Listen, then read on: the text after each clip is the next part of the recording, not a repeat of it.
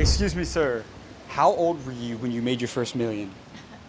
What is this for? I started the biggest social media business channel in the entire world where I interview millionaires and billionaires all over the world on their advice to the younger generation. So I've interviewed people like Shaquille O'Neal, Mark Cuban, the CEO of Nike. What did you do to become wealthy? What did I do? I've owned 4 or 5 companies. What was your main business? Started in printing, then got in the display business, then the carton business, all sorts of things. So now I'm in private equity. Now you're in private equity. Right. What's the most amount of money you made in a single year? A few hundred million. I mean, that wasn't a big company. Do you think somebody should start or buy a business in today's world? Definitely buy it.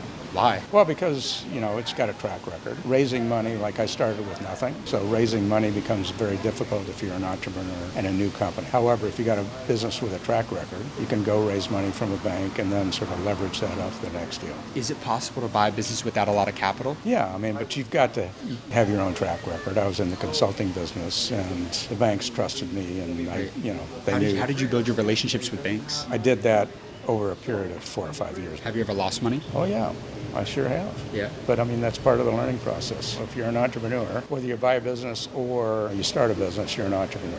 You're really in business for yourself at the end of the day. For people that don't understand private equity, how do you make money in private equity? You buy companies. The private equity model is you buy a company and you use the assets of that company to borrow against those and ultimately pay those off through the cash flow of the business. Among the most successful people that you've met throughout your career, what do they all have in common? I think whether you're a billionaire or millionaire, most guys that get into that status are willing to take risks. That's the bottom Were you a line. big risk taker? Oh yeah, for sure. What was the biggest risk you took that maybe a lot of people were telling you not to do? My second deal, I leveraged my house, everything, to buy the company. You put everything on the table. I put it on. Why did you do that? I felt very comfortable that I'd be able to. Were there some people telling you not to do it? Oh, for sure. Were you a little crazy? Just a little bit? No, not crazy, but I think, you have to really have a lot of confidence in your ability and yourself. Did you always have that self-belief, or did it come over time? No, I had it. I always had it. What is a lesson about money that banks don't want people to know? I don't know if banks don't want you to know this, but leveraging and understanding the difference between margin and the velocity of cash. Explain that real quick. The Walmart model. So Walmart, they make a little bit, but they turn that cash so fast, they still make a lot of money. A lot of people don't really understand. They tie margin to how good the business ultimately is going to go. They forget the velocity of cash and the velocity of turning cash. Did you come from a rich family?